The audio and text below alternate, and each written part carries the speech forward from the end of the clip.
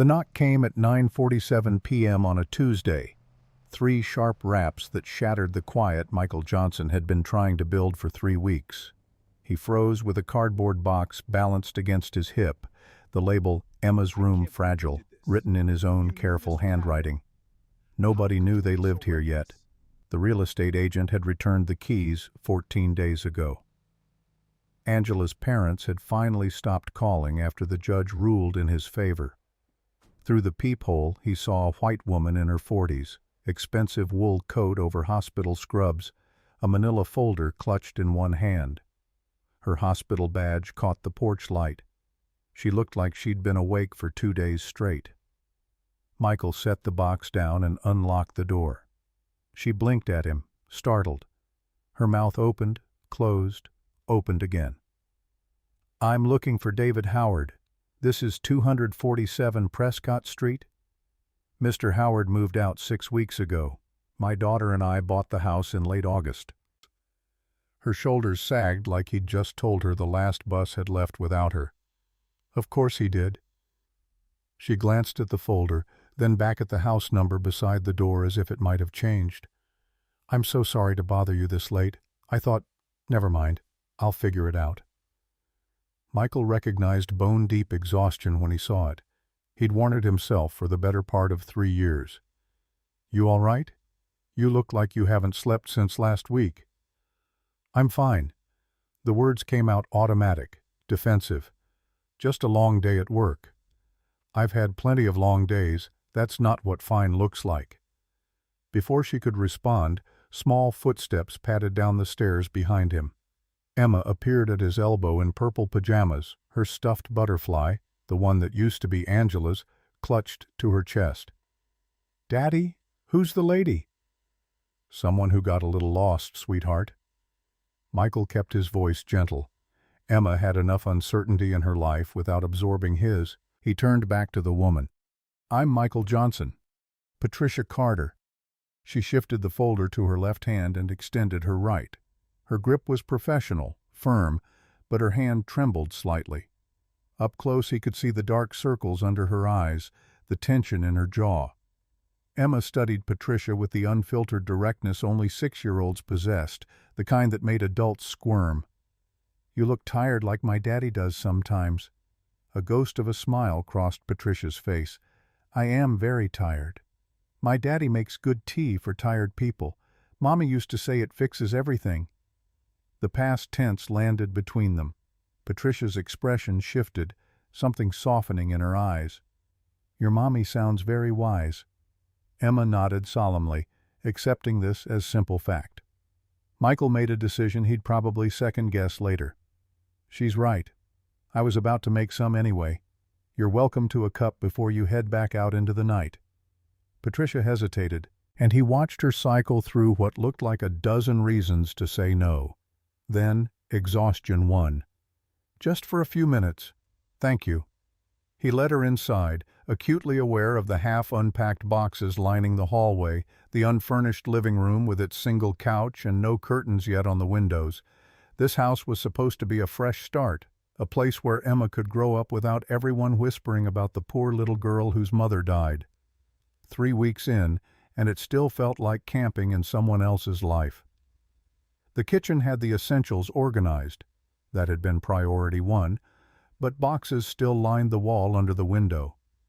Emma's medication chart hung on the refrigerator, the only decoration besides her purple butterfly drawing taped next to it. His architectural sketches covered the small table, plans for the Morrison and Associates Hospital renovation project that was supposed to close next month. "Give me 5 minutes to get Emma back to bed." He scooped his daughter up despite her half-hearted protest that she wasn't sleepy. Upstairs in her new room, the one with the morning light, the one he'd painted himself in the soft lavender she'd picked out, he tucked her under the quilt Angela's mother had made before things between them had turned ugly. "Is the tired lady going to be our friend?" "Maybe, baby girl, but we don't push. People come and go in their own time." "Like Mommy went?" The question landed in his chest like a stone. Emma asked variations of it every few weeks, testing the permanence of loss, trying to understand why her mother had left and not come back. Mommy didn't want to go. She fought very hard to stay with us. Sometimes bodies stop working no matter how much we want them to keep going. Okay. Emma nestled deeper into her pillow, satisfied for now. I like the tired lady's eyes. They're sad like yours used to be. Michael kissed her forehead and made it to the hallway before his throat closed up. 3 years and it still ambushed him, the casual cruelty of cancer that took Angela at 34 and left their daughter with fragments of memories and a purple butterfly.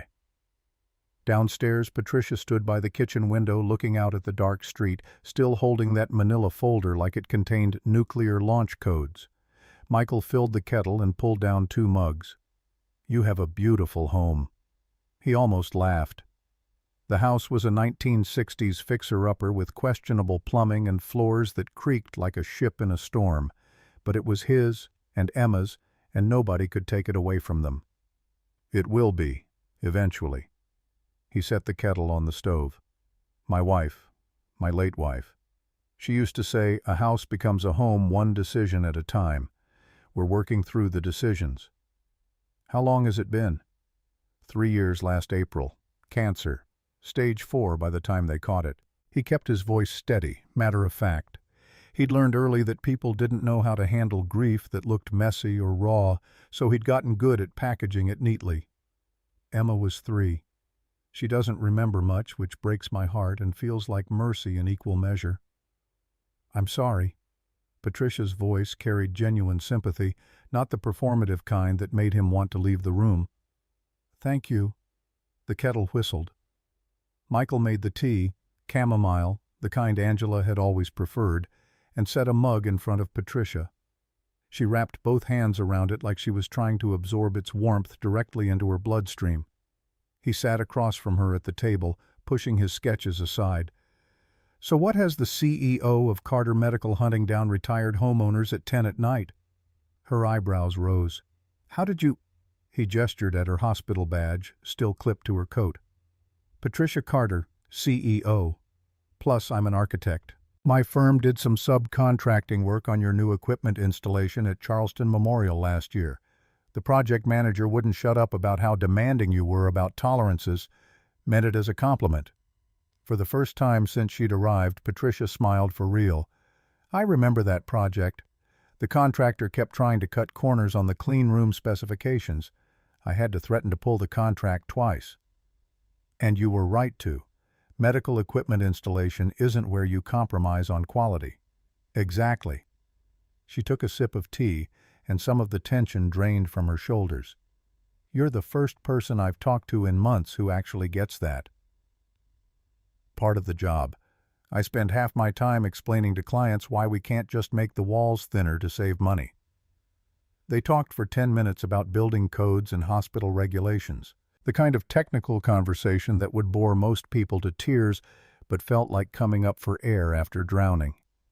Then Patricia set down her mug and the professional mask slipped.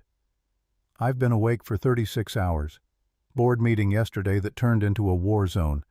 My father's company is falling apart and he's... She stopped, collected herself. He's not capable of fighting anymore. And the CFO, Christopher Anderson, he's positioning himself to take over the moment my father steps down, which could be any day now. Michael waited.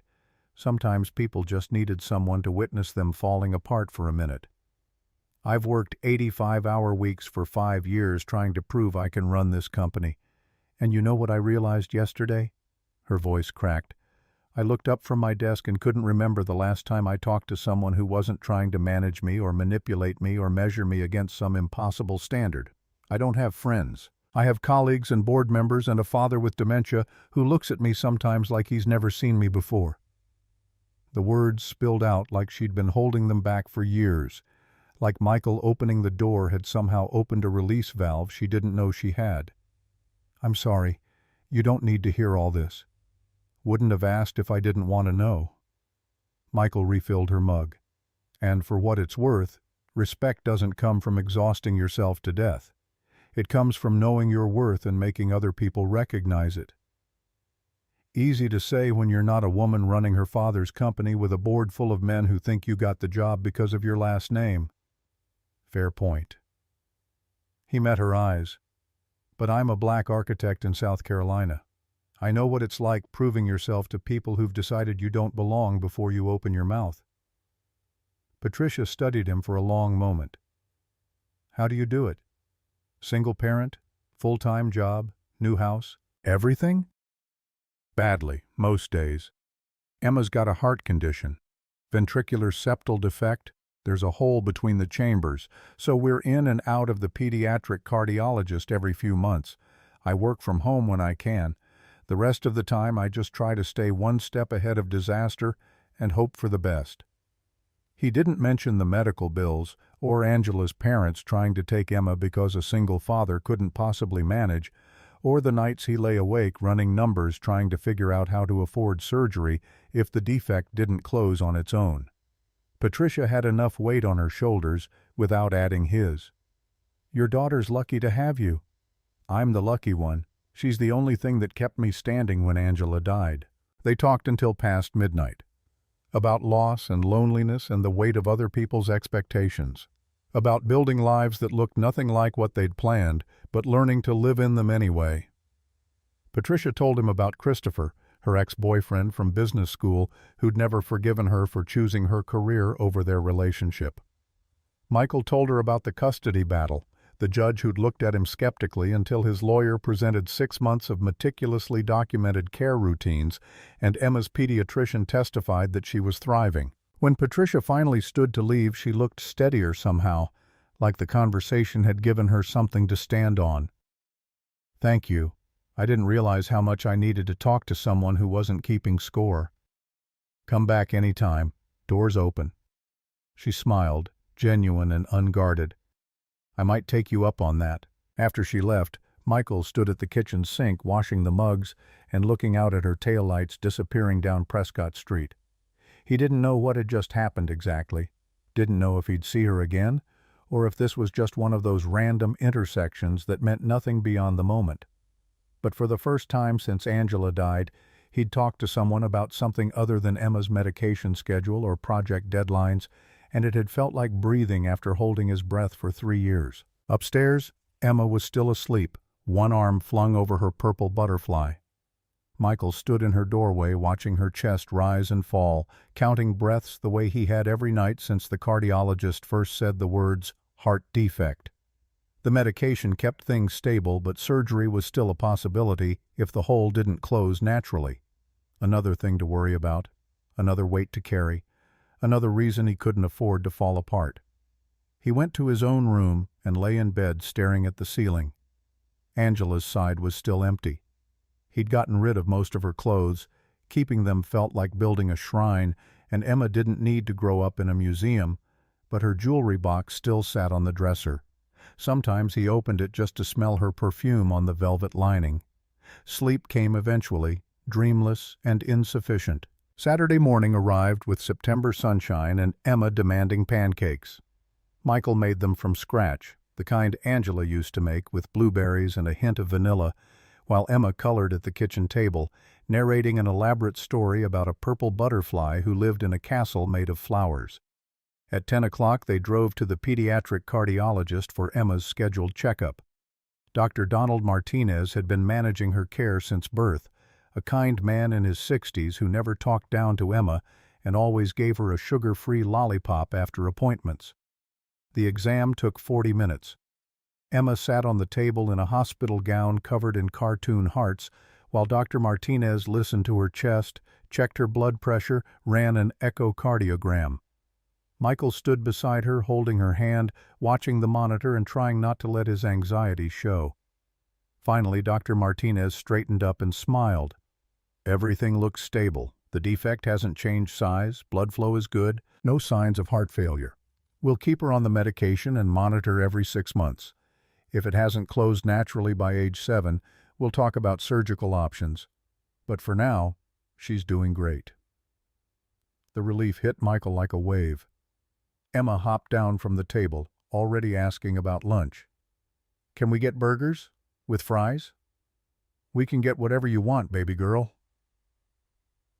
They ended up at the farmer's market instead. Emma spotted the white tents from the car and insisted they stop. She loved the chaos of it, the colors and sounds, the vendors who let her sample grapes and gave her free flower stems. Michael followed her through the crowd, only half paying attention until she yanked on his sleeve. "Daddy, look! The tired lady!" He turned and saw Patricia near the tomato stand, dressed in jeans and a simple blouse instead of the expensive coat from Tuesday night. She looked different without the armor of professional clothes, younger, less guarded, almost uncertain. When she spotted them, her face lit up. "Hi, Emma." "Hi, Michael." Emma bounced on her toes. "Did Daddy's tea help? Are you less tired?" Patricia laughed, and the sound was unself-conscious and genuine. "It really did. I went home and slept for 9 hours straight. First time in months." "Good. Daddy's tea fixes everything. Mommy was right." They walked through the market together, Emma collecting samples and chattering about school. She'd started kindergarten 2 weeks ago at Magnolia Elementary, while Michael and Patricia talked around her. Patricia admitted the board was still circling, Christopher still making power plays, her father having more bad days than good ones. But she'd taken the weekend off for the first time in a year, and it felt like learning to breathe again. Emma stopped to watch a street musician, mesmerized by his guitar. Patricia pulled Michael aside. "I wanted to thank you again. For Tuesday, I've been thinking about what you said, about respect coming from knowing your worth. I've spent so long trying to earn approval that I forgot I don't actually need it. Approval's overrated. Results speak louder anyway." Emma tugged on Patricia's sleeve, holding up an apple for approval. Patricia examined it with exaggerated seriousness and pronounced it perfect. Emma beamed. They bought vegetables and fresh bread and honey from a local beekeeper. When Emma spotted the flower stand, she dragged them both over, insisting Patricia needed flowers for her house. Patricia tried to protest, but Emma was immovable, so they left with a bouquet of purple asters that matched Emma's favorite color. It was easy, comfortable, the kind of Saturday morning Michael hadn't had since Angela got sick. Emma chattered between them, sometimes holding both their hands and swinging her arms, completely unself-conscious. A few people glanced at them. Black man, white woman, mixed-race child who could belong to either or both, but Michael had stopped caring about that years ago.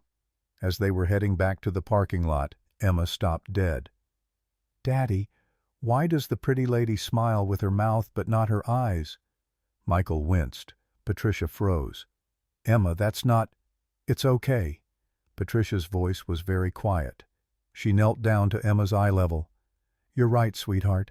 I've forgotten how to smile for real. But your daddy and you are helping me remember." Emma nodded, satisfied with this answer, and skipped ahead.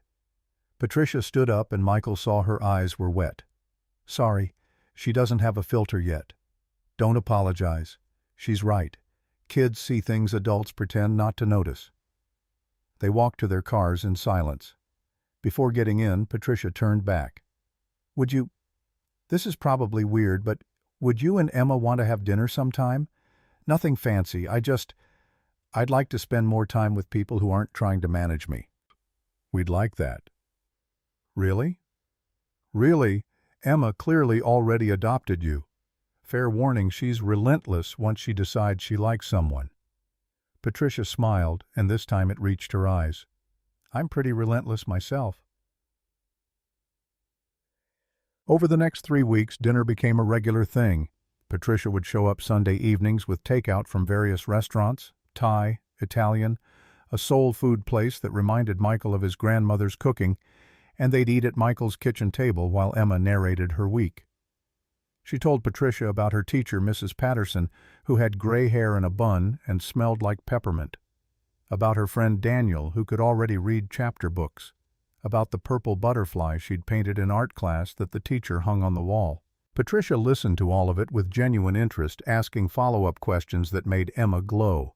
Sometimes she'd stay after Emma went to bed and she and Michael would talk on the back porch, drinking tea or cheap wine, decompressing from their respective weeks. She told him about Christopher undermining her in board meetings, about her father Robert, who'd founded the company 50 years ago and was watching it slip through his fingers as dementia slowly erased him. about the weight of carrying a legacy she'd never asked for but couldn't walk away from. Michael told her about the Morrison and Associates hospital project that kept getting delayed by permit issues, about Emma's nightmares where her mother promised to come home and never did, about the crushing loneliness of single parenting, how every decision felt like it carried the weight of Emma's entire future. One Wednesday evening, Patricia showed up unannounced at 7 with a bottle of wine and panic in her eyes. "I shouldn't be here. I didn't want to be alone." Michael took the wine and led her to the back porch. She collapsed into the chair and put her face in her hands. "Christopher scheduled a board meeting for next Monday. Vote of no confidence. He's got enough support to force my father out and install himself as interim CEO. And my father, he had a bad episode today. Didn't recognize me for 2 hours. I can't fight this alone, and I can't ask him to fight when he doesn't even remember why he should." Michael opened the wine and poured them both a glass. "What do you need?" "I don't know. To scream, maybe. To run away and let them have the damn company." "Do you want to give them the company?" Patricia looked up at him, eyes red but fierce. "No. I want to prove every single one of them wrong. I want to run Carter Medical so well they have to eat every doubt they've ever had about me." "Then fight. You know the business better than Christopher ever will. You've increased revenue 43% since you took over. The board can read numbers even if they can't read you. Numbers won't matter if they don't trust my judgment. So make them trust it. Public victory. Something they can't ignore or spin." Patricia took a long drink of wine. "There's a project coming up. Expansion of our manufacturing facility. $80 million investment. The board approved it, but I'm in charge of execution. If I can bring it in under budget and ahead of schedule, Christopher's narrative falls apart. Then make that your focus. Let the vote happen if it has to. Focus on results they can't dispute." She sat with that for a while, turning it over. "How did you get so good at cutting through panic?" 3 years of practice. When Emma got diagnosed with the heart defect, I spent 6 months catastrophizing every possible outcome. Angela finally told me to stop preparing for disasters and start solving problems I could actually control. Changed everything. Patricia reached over and squeezed his hand. "Thank you. For this. For letting me fall apart without trying to fix me." "Anytime." She left an hour later, steadier.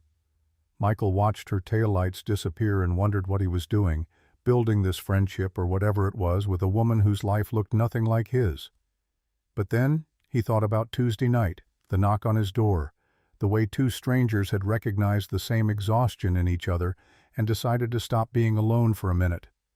Sometimes that was enough. Sunday morning he took Emma to church, Gary Young's church, the one Michael had been attending since they moved to Charleston. Gary was Michael's age, black, a deacon, and a friend who'd taken Michael under his wing without asking questions. His wife, Brenda, ran the children's ministry, and their 3 kids had immediately adopted Emma as a 4th sibling. After the service, Gary pulled Michael aside. "You doing all right, brother? You look lighter lately." "I'm good. Emma's good. Just settling in." "And that white woman who's been coming around?" Michael shouldn't have been surprised, Gary knew. Nothing stayed private in a church this small. "Just a friend. She was having a rough time, needed someone to talk to." Gary studied him with the assessing look of someone who'd known him long enough to read between the lines. "Just be careful, Mike. Not saying anything against her, but you got Emma to think about. And people talk. Let them talk. I know who I am. I know you do. Just don't want to see you or Emma get hurt."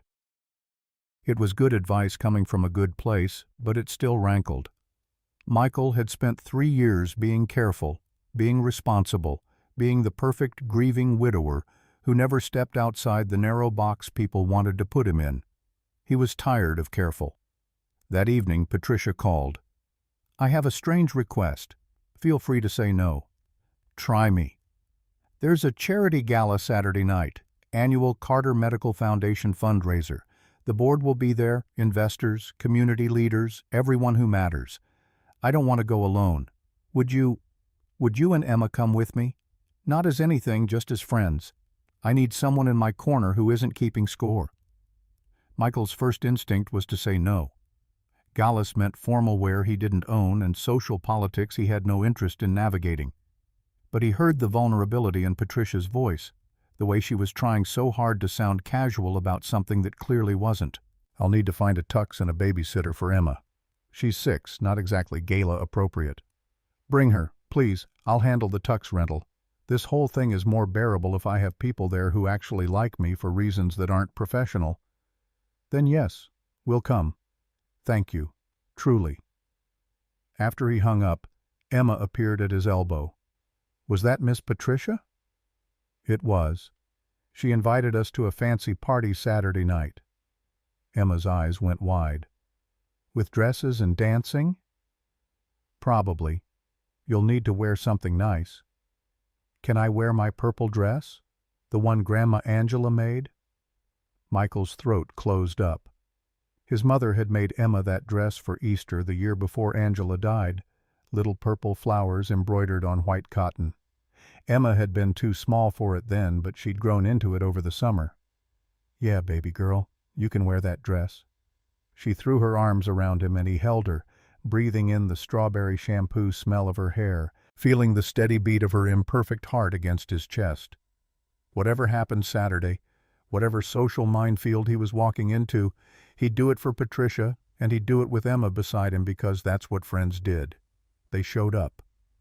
The week passed in a blur of work deadlines and elementary school pickup and phone calls with Patricia, who grew increasingly anxious as Saturday approached. Thursday night she called at 10. I'm spiraling. Christopher is telling people you're my boyfriend and I hired your firm for the manufacturing project. None of it's true, but the optics... What manufacturing project? The facility expansion I told you about. We're taking bids from 5 firms. Morrison and Associates is one of them. Roger Thomas submitted a proposal last week. Michael's stomach dropped. Roger hadn't mentioned anything, but it made sense. Carter Medical was exactly the kind of client his firm pursued. Patricia, if there's any conflict of interest, we need to address it now. There's no conflict. Your firm bid before we even met. I recused myself from the evaluation process completely to avoid exactly this kind of accusation. Christopher knows that. He's just trying to create scandal where none exists. People are going to assume anyway. Let them. I know the truth. You know the truth. That's what matters. Saturday afternoon, Michael picked up the rented tux from the formal wear shop downtown. It fit well enough. Black jacket, white shirt, bow tie. He had to watch 3 YouTube videos to tie correctly. He looked at himself in the mirror and barely recognized the man staring back. When was the last time he'd dressed up for anything? Angela's funeral. Before that, their wedding. Emma twirled into his room wearing the purple dress, her hair pulled back with clips Brenda had helped her with that morning. Do I look pretty, Daddy? You look beautiful, just like your mama. She beamed and grabbed his hand. Let's go get Miss Patricia. They drove across town to Patricia's house, a sleek, modern townhouse in a neighborhood that made Michael's mortgage look like pocket change. Patricia answered the door in a navy gown that made her look like someone from a different world, which he supposed she was. But when she saw Emma, she knelt down immediately, gown and all, to admire the purple dress. Emma, you look absolutely gorgeous. Is that your favorite color? Purple like Mommy's butterfly. Daddy says I look like her. I bet she was very beautiful. Emma nodded seriously. She was the most beautiful in the whole world. Daddy says I have her smile. Patricia looked up at Michael and he saw something shift in her expression, some wall coming down. Then you're lucky. That's a good thing to inherit. The drive to the gala was quiet, Emma chattering from the back seat while Patricia and Michael both stared out their respective windows processing what they were walking into. The venue was the Carter estate, Robert's family home, a historic Charleston mansion with columns and gardens and a driveway that could fit 50 cars. Your father lives here? He refuses to leave, says he built the company from this house, he'll die in this house. Patricia's voice was sad. Most days he thinks it's 1985 and I'm still in high school. They pulled up to the valet stand. Michael's 10-year-old Honda looked comically out of place next to the Mercedes and BMWs. The valet took his keys with barely concealed skepticism. Michael tipped him anyway. Inside, the ballroom glittered with crystal chandeliers and 200 guests in formal wear. Michael did a quick count, maybe 4 other black attendees in the entire room. Emma pressed close to his side, overwhelmed by the noise and the crowd and the sheer scale of everything. Patricia took his arm, a gesture that was probably meant to look casual but felt like armor. "Ready?" "No, let's do it anyway." They entered together, and Michael felt every eye in the room turn toward them. The whispers started immediately, spreading like ripples across water. He kept his expression neutral and his hand on Emma's shoulder, grounding them both. Robert Williams sat in a wheelchair near the windows, an aide hovering nearby. Patricia led them over. The old man looked up, and for a moment his eyes were sharp and clear. "Patricia, you brought guests." "Dad, this is Michael Johnson and his daughter Emma. Michael's an architect, Emma's in kindergarten. Michael, my father Robert." Robert extended a trembling hand. Michael shook it gently. "Architect, you said? What firm?" "Morrison and Associates. We specialize in medical and institutional facilities." "Good firm. Doug Morrison is solid. Known him 30 years. Robert looked at Patricia. "You finally bringing someone to one of these things. About time." "We're friends, Dad." "Friends." Robert studied Michael with eyes that had gone vague again. "I had a friend once. Can't remember his name now. Funny how that works." A man in an expensive suit approached, tall, 40-something, the kind of confidence that came from never being told no. "Christopher Anderson," Michael guessed before Patricia even said his name. "Patricia, and you must be the +1 everyone's talking about." Michael shook his hand, meeting his eyes without flinching. "Michael Johnson. Christopher Anderson, CFO. So how did you two meet?" "Patricia knocked on my door by mistake looking for the previous homeowner." "How serendipitous." Christopher's smile was all teeth. "And I understand your firm is bidding on our manufacturing facility?" "Morrison and Associates submitted a proposal, yes. Bit unusual, mixing business with pleasure." Patricia's hand tightened on Michael's arm, but he kept his voice level. "We're not mixing anything. Morrison's bid stands on merit." Patricia recused herself from the evaluation to avoid any appearance of conflict. "Of course she did. I'm sure it's all above board." Christopher turned to Patricia. "Looking forward to Monday's board meeting. Should be illuminating." He walked away. Emma tugged on Michael's jacket. "I don't like that man. He smiles like he's lying." "Out of the mouths of babes," Patricia murmured. They made it to their assigned table, head table with Christopher and his fiancée Julie, a woman who looked like she'd never had an original thought in her life, plus 3 board members. Sharon Blake was a woman in her late 50s with sharp eyes and a sharper tongue. Thomas Scott and George White were both in their 70s, old guard who'd known Robert since before Patricia was born. Dinner was served. Conversation flowed around them, polite and pointed in equal measure. Sharon asked about Michael's background. Clemson University, 15 years at Morrison, 3 major hospital projects. Thomas Scott probed his personal life with questions that sounded casual but landed like assessments. "Single father must be challenging. How do you manage a demanding career with a young child?" Michael set down his fork and looked the man directly in the eye. "The same way anyone manages, sir, one day at a time, with discipline, love, and the understanding that my daughter comes first. Always." Emma, who'd been quietly eating her chicken, piped up. "Daddy's the best. He makes me breakfast every morning and helps with homework and reads stories before bed. And when I had my heart doctor appointment last week, he held my hand the whole time, even though I could tell he was scared."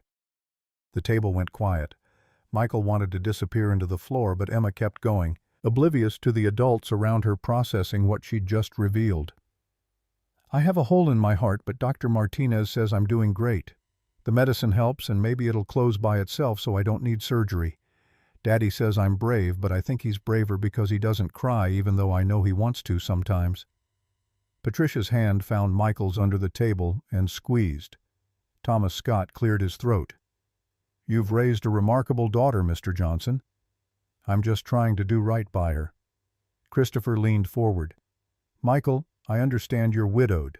My condolences." How long ago was that? The question was designed to probe, to find vulnerability. Michael didn't give him the satisfaction of looking away. 3 years this past April. Cancer. And you're dating again.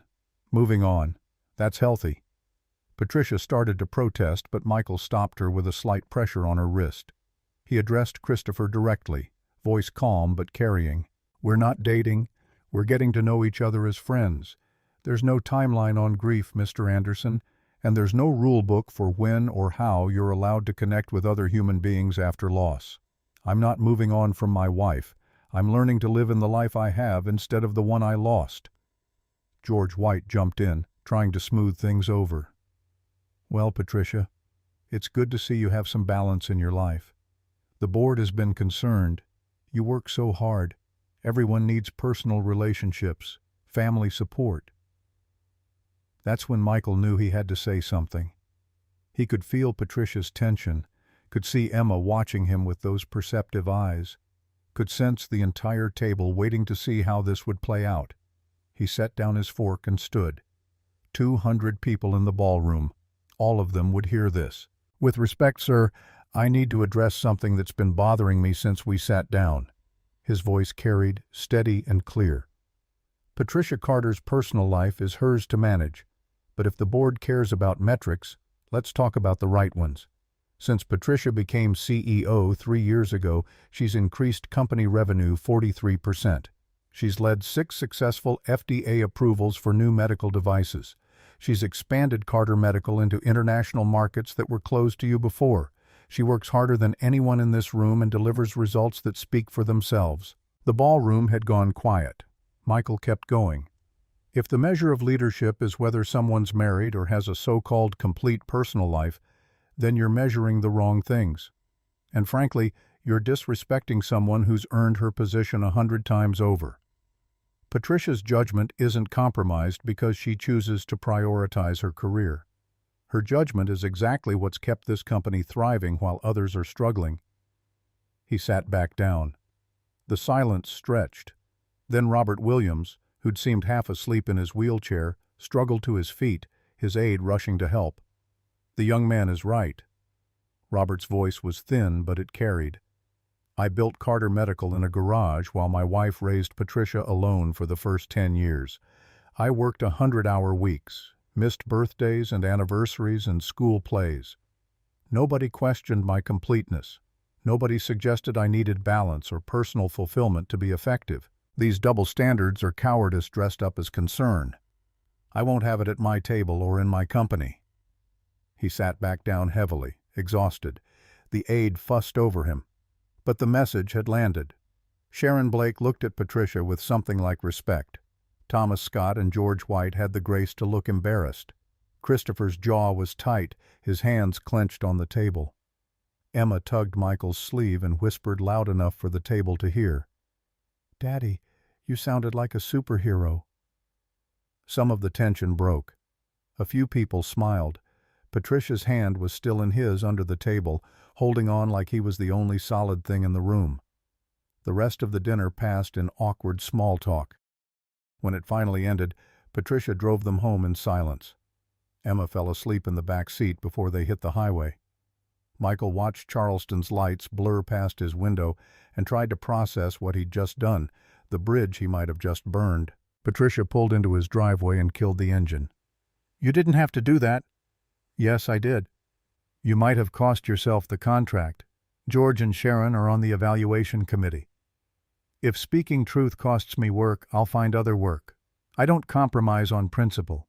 Not for money, not for anyone. She was quiet for a long moment. Nobody's ever defended me like that. Then they're all cowards. You deserve people in your corner who aren't afraid of the fallout. She leaned across the console, and for a heartbeat Michael thought she might kiss him.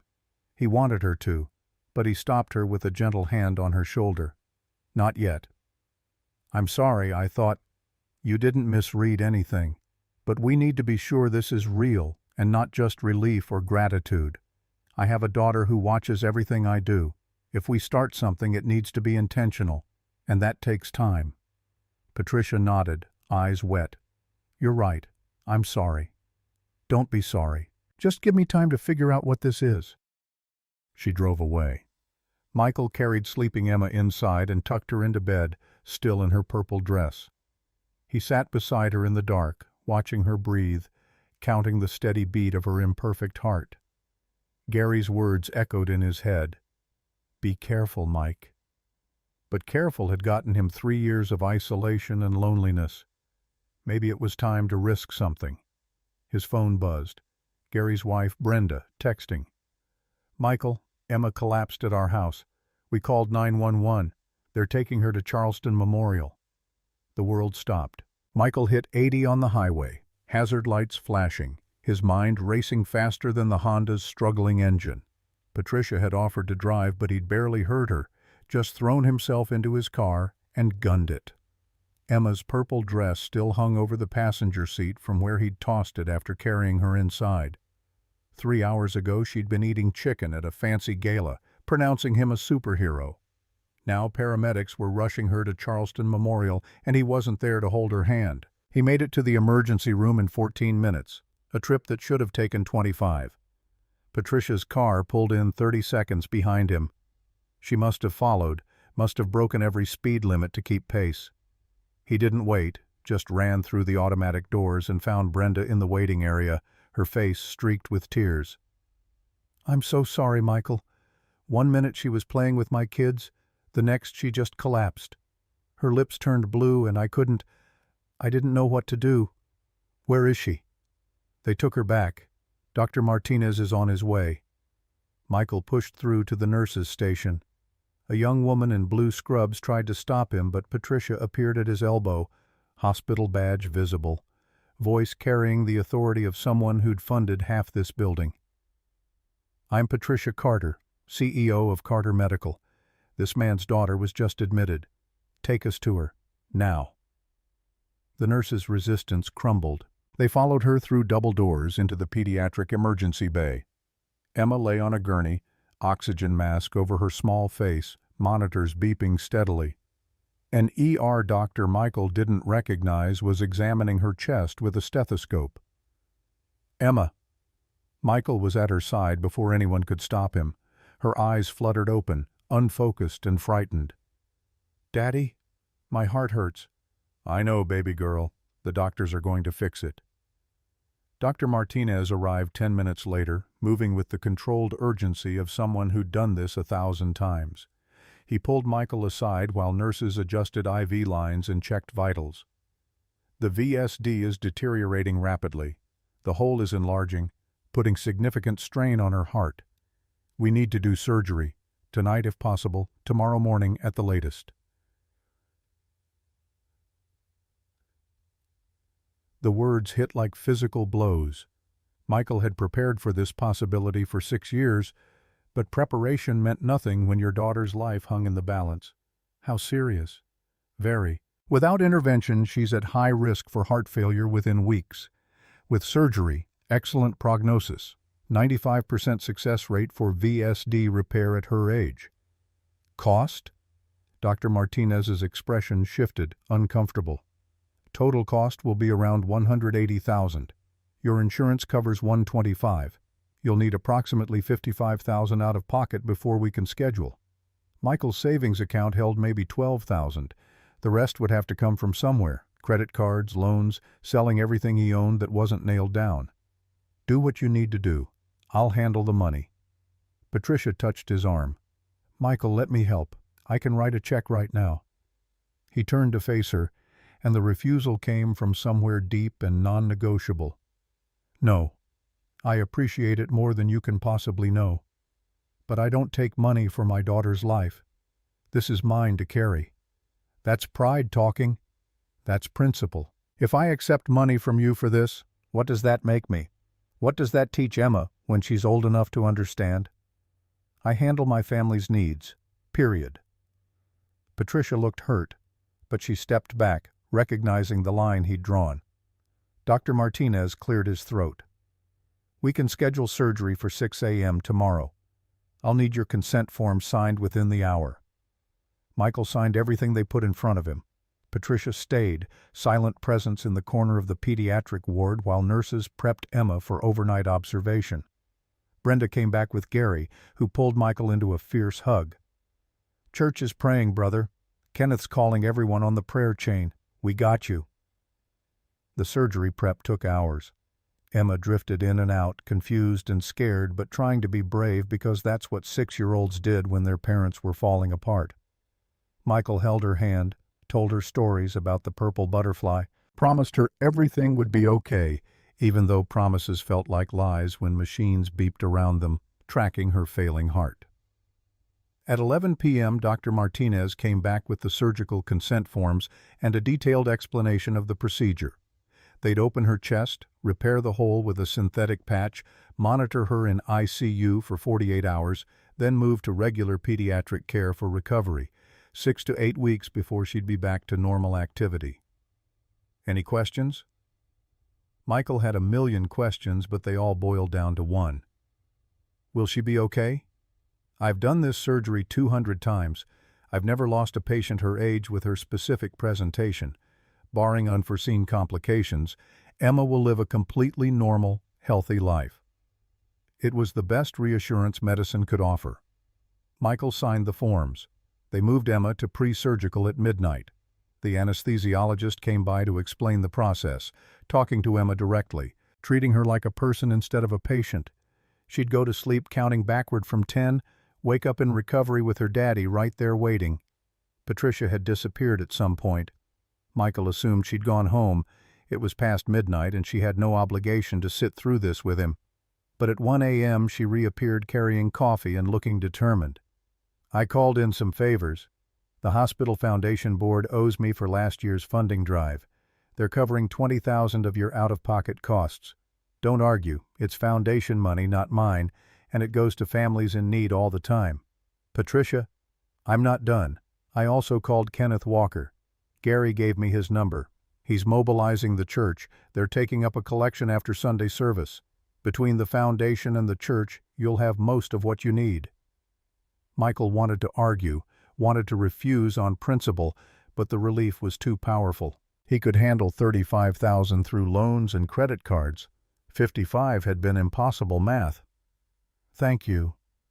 She sat beside him in the uncomfortable plastic chair. "You don't have to thank me. You'd do the same if our positions were reversed." They waited through the early morning hours, drinking terrible hospital coffee and not talking much. Gary and Brenda stayed until 3, then went home to their own kids. Patricia stayed. Michael didn't ask why, and she didn't offer explanations, just sat there being present in the way that mattered when everything else was falling apart. At 5 a.m. nurses came to prep Emma for surgery. Michael walked beside her gurney as far as they'd let him go, right up to the surgical suite doors where Dr. Martinez waited in scrubs and a surgical cap. Emma's voice was small and frightened through the pre-sedation fog. "Daddy, will I see Mommy?" The question drove a spike through his chest. He knelt beside the gurney so she could see his face clearly. "No, baby girl, you're coming back to me. I promise. You can't break promises. And I won't. I swear on your mommy's memory, you're coming back." They wheeled her through the doors. Michael watched until they swung shut, then turned and walked blindly back to the waiting room where Patricia caught him before his knees could give out. "She's going to be okay. Dr. Martinez is the best." "You don't know that. Nobody knows that." "I know she has a father who would move heaven and earth for her. That counts for something." The surgery took 7 hours. Michael paced for the first 2, then collapsed into a chair and stared at the wall, too numb to think. Patricia stayed glued to her phone, working through emails and board documents because sitting idle would have driven her crazy. At hour 3, Gary arrived with Brenda and their kids. At hour 4, Kenneth Walker appeared with half the church deacons, announcing they'd collected $8,000 that morning through an emergency phone tree, would collect more on Sunday. Michael broke down then, crying for the first time since Angela's funeral, overwhelmed by the weight of community carrying him when he couldn't carry himself. Kenneth gripped his shoulder, solid and immovable. "You don't carry this alone, son. That's what family does. We carry each other. Now you sit here and let us hold you up while Emma fights her fight." At hour 5, Patricia disappeared and came back with food nobody ate. At hour 6, Gary led the group in prayer, voices rising and falling in familiar cadences that Michael had heard his whole life but never quite believed until now, when belief was all he had left.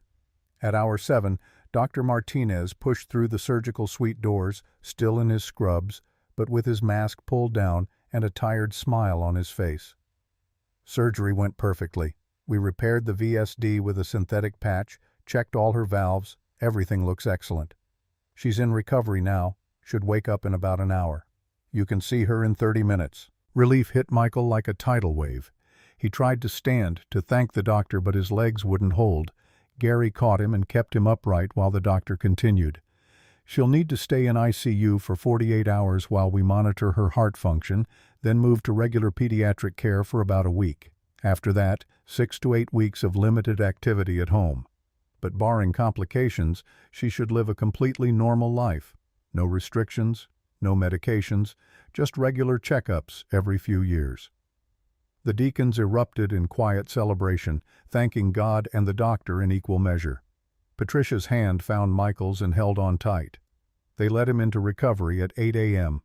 Emma lay in a hospital bed surrounded by monitors, chest bandaged, IV lines running from both arms, but breathing steadily on her own. Her eyes were still closed from anesthesia. Michael pulled a chair to her bedside and took her hand, careful not to disturb the pulse oximeter clipped to her finger. "I'm here, baby girl. Daddy's right here. You did so good." Patricia stood in the doorway, not intruding, but present. Emma's eyes fluttered open, unfocused and groggy. "Daddy? Right here. Did I keep my promise? Did I come back?" "You kept your promise." Her eyes shifted to the doorway. "Miss Patricia came too?" Patricia stepped closer. "I had to make sure you're okay. Are you Daddy's girlfriend now?" Patricia glanced at Michael, something vulnerable in her expression. "I don't know yet, sweetheart. We're figuring it out. But I'm definitely your friend." Emma managed a small smile. "That's good. Daddy needs more friends." She drifted back to sleep. Michael sat beside her for the next 6 hours, holding her hand, counting her heartbeats on the monitor, breathing in sync with her because that was all he could do. Patricia stayed until early afternoon, then left to deal with work emergencies she'd been ignoring all morning. Gary and Brenda brought Michael food he couldn't eat and offered to sit with Emma so he could sleep, but he refused. Not until she was awake enough to know he was there. Emma woke up properly around 4 p.m., groggy and in pain, but alert enough to complain about the IV and ask for ice chips. The ICU nurse, a kind woman named Sandra who'd raised 3 kids of her own, brought Emma a purple popsicle and pronounced her the bravest patient she'd seen all week. "You know what brave means, sweetheart? It means being scared but doing it anyway. You were very brave." Emma considered this. "Daddy says being brave isn't about not being scared. It's about being scared and still showing up." Sandra looked at Michael with new respect. Smart Daddy.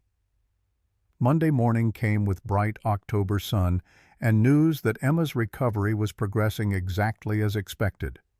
They moved her out of ICU into regular pediatric care, a room with windows and a TV and a reclining chair where Michael could finally sleep for more than 20 minutes at a time. Patricia appeared around 10 carrying coffee and looking agitated. "I need to talk to you, privately." They stepped into the hallway. Patricia kept her voice low, but fury bled through every word. "Christopher called an emergency board meeting yesterday while Emma was in surgery. Scheduled it specifically when he knew I'd be here. They voted to disqualify Morrison and Associates from the manufacturing facility bid, claimed conflict of interest because of our relationship. The news registered but felt distant, abstract compared to Emma hooked to monitors 20 feet away. "Did you approve the vote?" "I wasn't there." He told the board I'd recused myself due to conflict of interest. Complete lie. I never recused from this specific vote, only from the evaluation process. But he scheduled it Sunday at 8 a.m., sent the meeting notice at 11 p.m. Saturday night while we were at the gala. Clever. It's a coup. He's using our friendship to destroy your firm's contract and undermine my authority. The board also put me on probationary review with a leadership vote scheduled for next month. Michael leaned against the wall, too exhausted to process the full implications.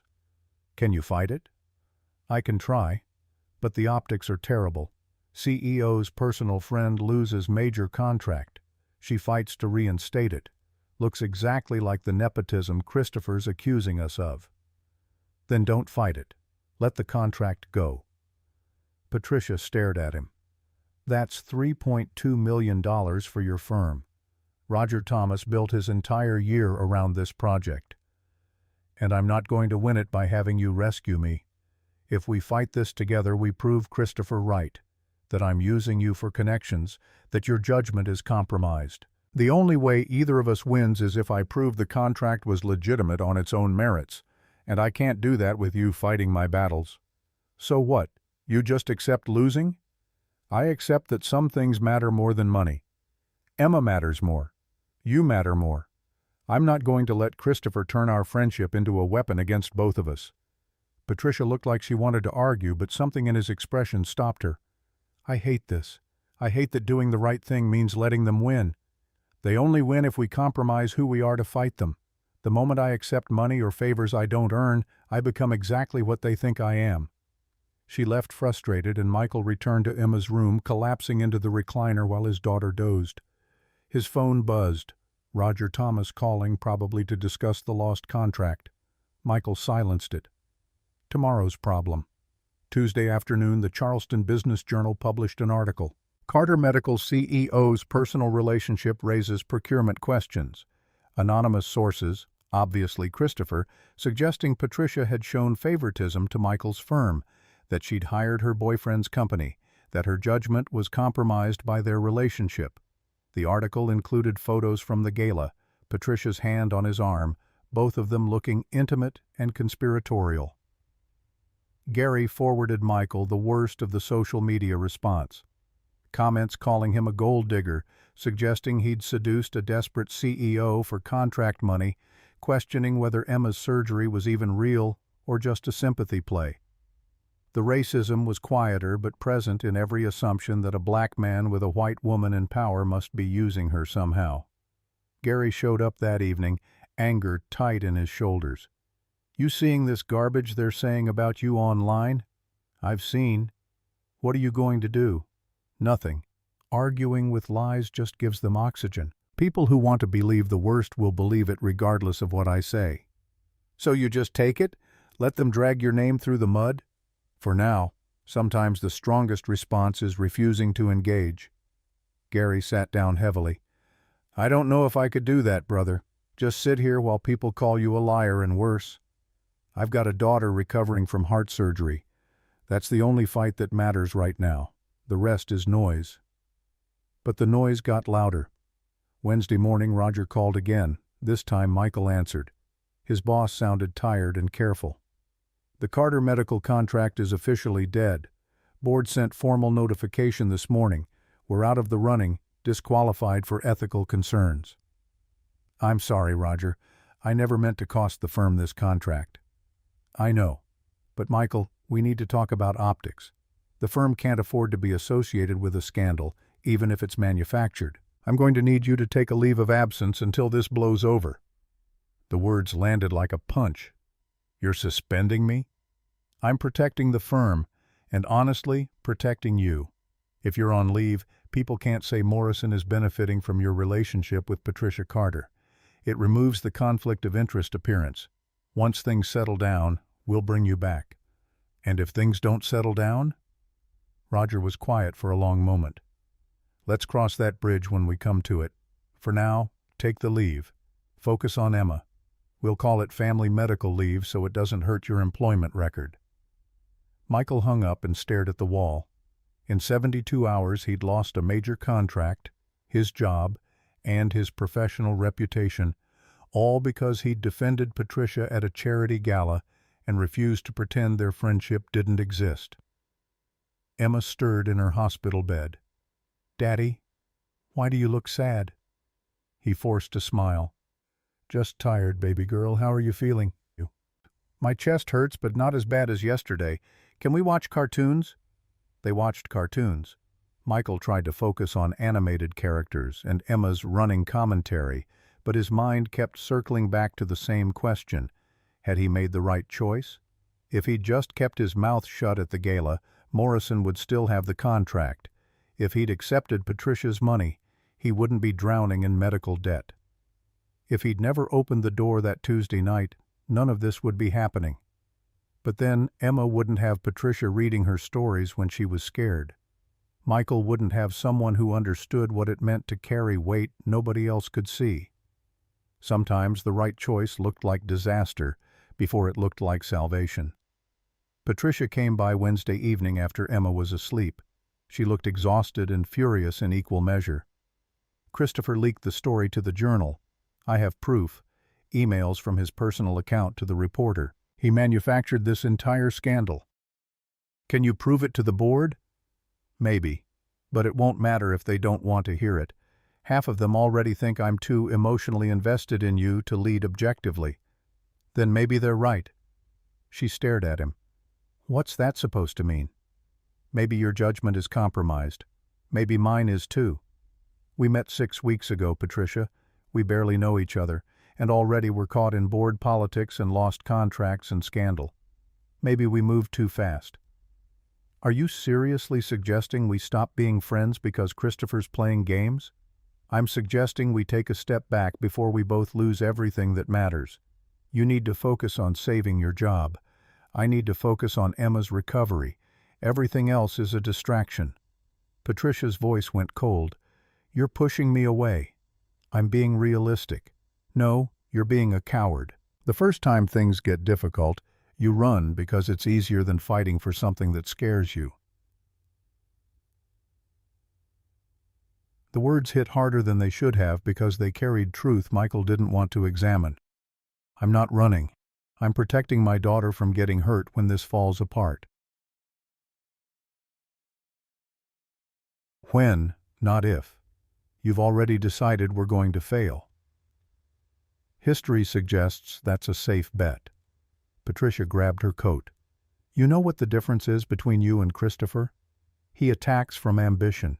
You attack from fear. Both destroy, but at least his is honest about what it is. She left. Michael sat in the dark hospital room listening to Emma breathe and wondering how he'd managed to lose everything good in his life in less than a week. Thursday and Friday passed in a blur of Emma's recovery and Michael's isolation. Gary came by with updates from the church. They'd collected $12,000 total for Emma's medical bills. Kenneth Walker wanted to hold a special service to celebrate her successful surgery. The community was rallying even as Michael's professional world collapsed.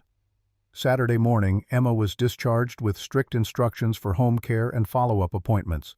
Michael drove her home, helped her settle on the couch with pillows and blankets, made her lunch and turned on cartoons and tried not to think about Patricia's empty house across the street. Emma noticed, though. Kids always noticed. Daddy, why hasn't Miss Patricia visited? She's busy with work, sweetheart. Is she mad at us? No, baby. Sometimes grown-ups just need space to figure things out.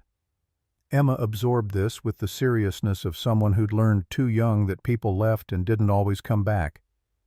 I miss her. She tells good stories. I know you do. Sunday, Gary picked them up for church. Kenneth Walker called Michael up during announcements to publicly thank God for Emma's successful surgery and announced the congregation had collected $14,000 for the family's medical expenses. Michael stood in front of 200 people who'd loved him when he was a stranger and tried to find words adequate to the weight of their generosity. I came to Charleston 3 months ago because I needed a fresh start, somewhere Emma could grow up without everyone watching her, waiting to see if she'd break. You all welcomed us without questions, loved us without conditions. When Emma got sick, you didn't ask if we deserved help. You just helped. That's the gospel lived out loud. Thank you. The congregation erupted in amens and applause. Emma, sitting in the front row between Brenda's kids, beamed like she'd just won a prize. After service, Kenneth pulled Michael aside. "Got a minute to talk?" "My office." Kenneth's office was small and cluttered with books and old sermon notes. He gestured Michael into a chair and closed the door. "You're carrying weight, son. More than just medical bills and lost contracts. Talk to me." Michael hadn't planned to unload, but something about Kenneth's patient silence opened the floodgates. He told the older man everything. Meeting Patricia, the gala, defending her in front of Charleston's elite, Emma's surgery, and Christopher's manufactured scandal. Roger putting him on leave, Patricia walking away angry because Michael had pushed her out before she could hurt him worse. When he finished, Kenneth was quiet for a long moment. "You remember what I said when Emma went into surgery?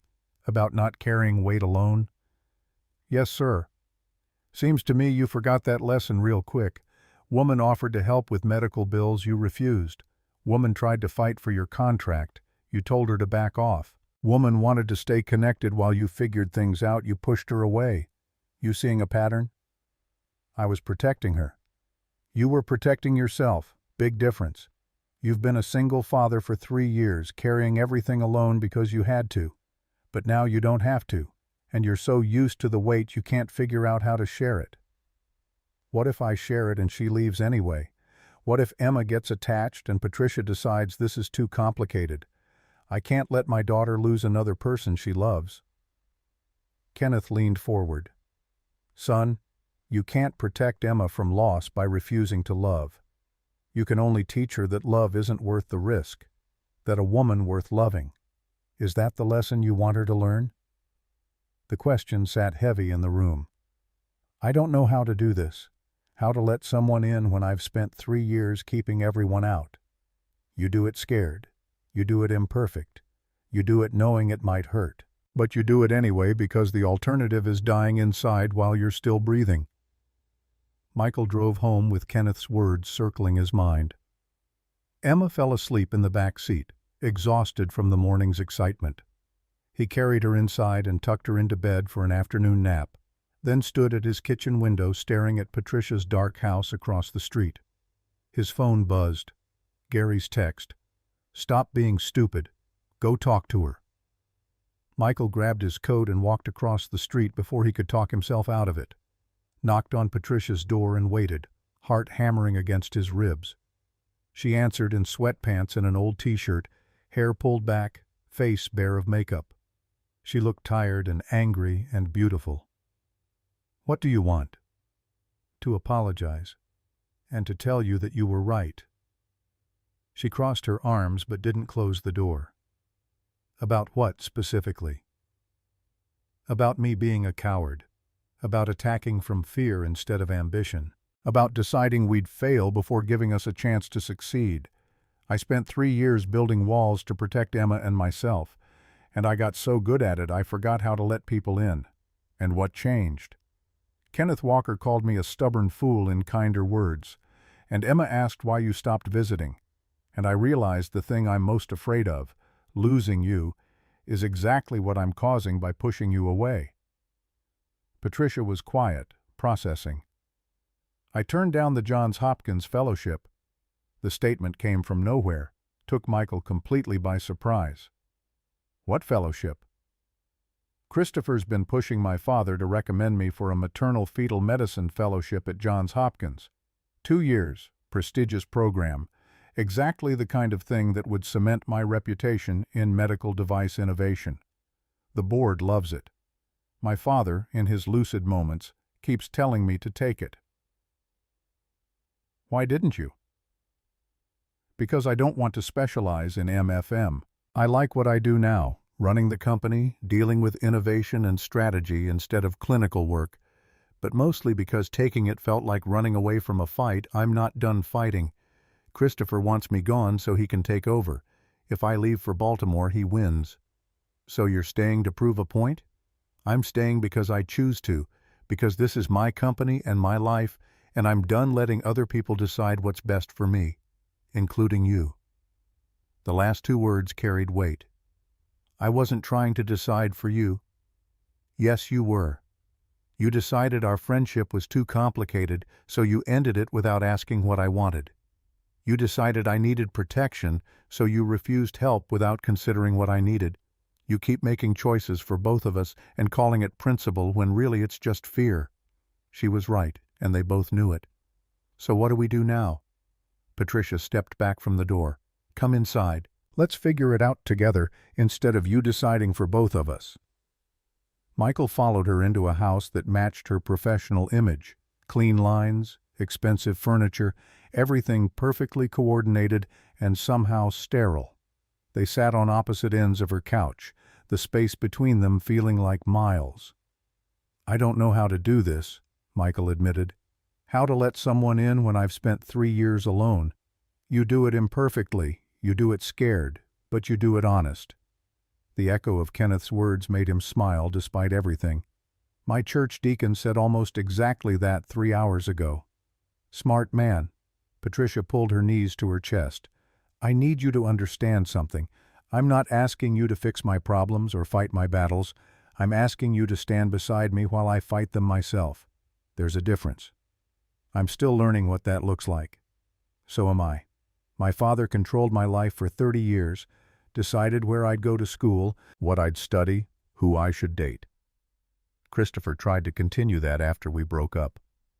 I've spent 5 years proving I don't need anyone to make decisions for me, but that doesn't mean I don't want someone in my corner." "I want to be in your corner. I just don't want Emma to get hurt if this doesn't work out." Patricia's expression softened. "Neither do I. I love that kid. She's brave and honest and sees through every adult pretense. Watching you with her, seeing how you parent through fear and exhaustion and still show up every single day, that's what made me want to know you better. Not your job or your potential usefulness. You." Something loosened in Michael's chest, a knot he'd been carrying so long he'd forgotten it was there. "I'm falling for you. Have been since that first night you knocked on my door looking lost. Scares the hell out of me because the last time I fell for someone I lost her and it nearly broke me. I can't survive that again. You survived losing Angela. You survived a custody battle. You survived Emma's surgery and Christopher's coup and losing your job. You're stronger than you think." Strength and survival aren't the same as living. Patricia moved closer, bridging the space between them. "Then maybe it's time to start living instead of just surviving." She kissed him, not desperate or rushed, but deliberate and certain. Michael kissed back, letting 3 years of isolation and loneliness crack open into something that felt dangerously like hope. When they pulled apart, Patricia's eyes were wet. "I'm not Angela. I'm not going to die and leave you. I'm not going to walk away when things get complicated. But I need you to stop pushing me out every time you get scared. I'll try. No promises except that I'll try. That's all I'm asking." They sat together until the sun set, talking through logistics and boundaries and what this meant going forward. Patricia had a board meeting Monday where Christopher would push for her removal. Michael had medical bills and no job, and a daughter who needed 6 more weeks of limited activity. Neither of them had answers, but at least they were facing the questions together.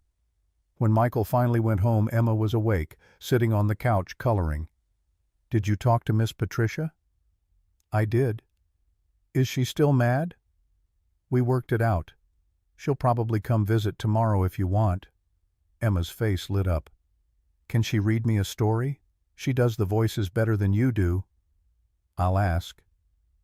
That night Michael lay in bed thinking about Kenneth's words, about Patricia's certainty, about the risk of opening his life to someone who could destroy him if this fell apart. But he thought more about Emma asking if Patricia was mad, about 3 years of teaching his daughter that love meant loss, about the legacy he was building by refusing to try. Angela had made him promise to keep living. He'd kept breathing, kept working, kept Emma alive and thriving. But he hadn't lived, not really, just survived each day and called it enough. Maybe it was time for enough to become more. Monday morning, while Emma was at her follow-up appointment with Dr. Martinez, healing perfectly, right on schedule, Patricia walked into the Carter Medical boardroom to face Christopher's vote of no confidence. She'd prepared her defense, compiled 3 years of financial data showing the company's growth under her leadership, documented every decision that had increased shareholder value. Christopher presented his case first. Claims that Patricia's judgment was compromised, that she'd shown favoritism in the facility contract, that her personal relationship with Michael created ethical concerns the board couldn't ignore. He had photos from the gala, quotes from the Business Journal article, testimony from Thomas Scott about Patricia's lack of professional boundaries. Then Patricia stood. "Every claim Christopher just made is factually false and provably so. The Morrison and Associates contract was awarded September 10th. I met Michael Johnson September 13th, 3 days after the award. I recused myself from the evaluation process on August 22nd, before bids were even submitted. Christopher knows this because he has access to the same procurement records I do. He's deliberately lying to manufacture a scandal that doesn't exist." She pulled up emails on the boardroom screen, showed the paper trail, demonstrated the timeline with receipts that couldn't be disputed. Sharon Blake's expression shifted from skeptical to angry. Even Thomas Scott looked uncomfortable. Furthermore, Christopher scheduled the vote to disqualify Morrison while I was at the hospital with Michael's daughter during emergency heart surgery. He sent meeting notice at 11 p.m. Saturday night, held the vote 8 a.m. Sunday morning, and told the board I'd recused myself when I'd done no such thing. That's not protecting the company. That's staging a coup. Christopher tried to interrupt, but Patricia cut him off. "I'm not finished.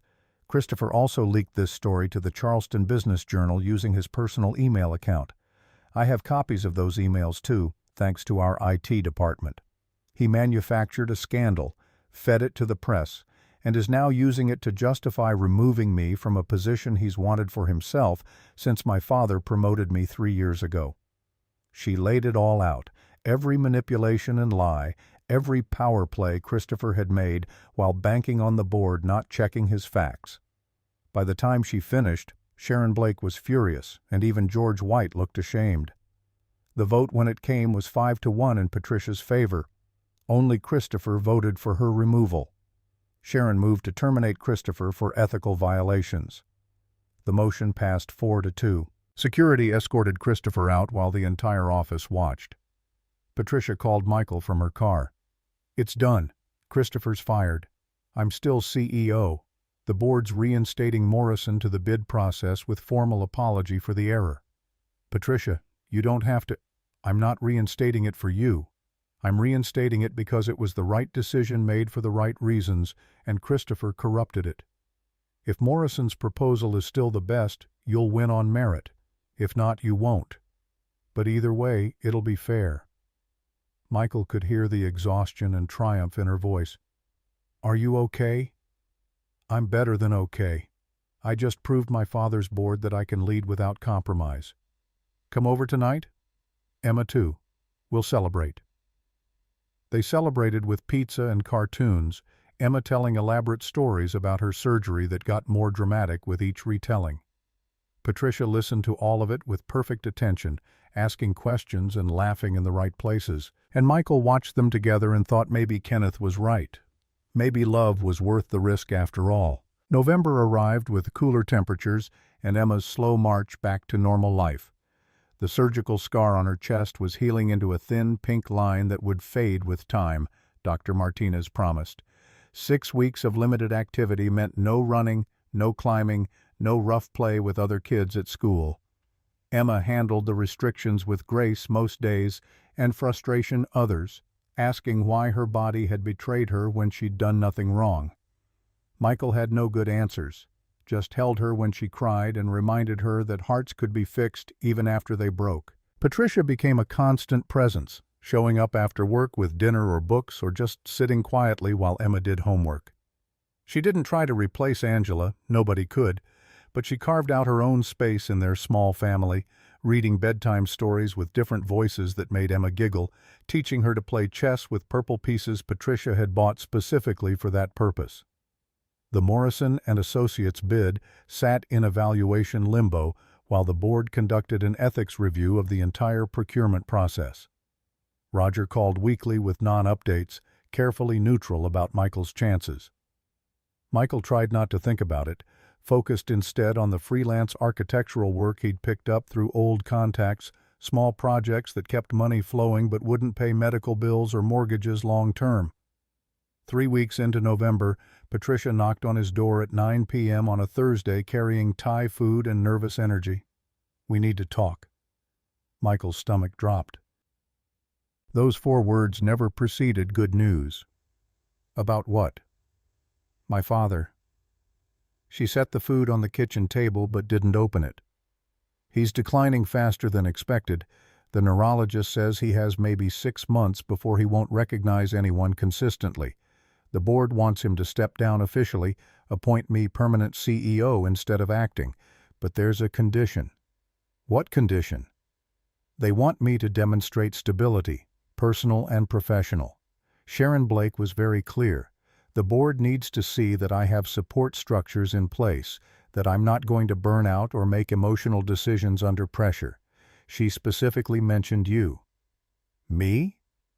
"She thinks our relationship is either a liability or an asset depending on how we handle it.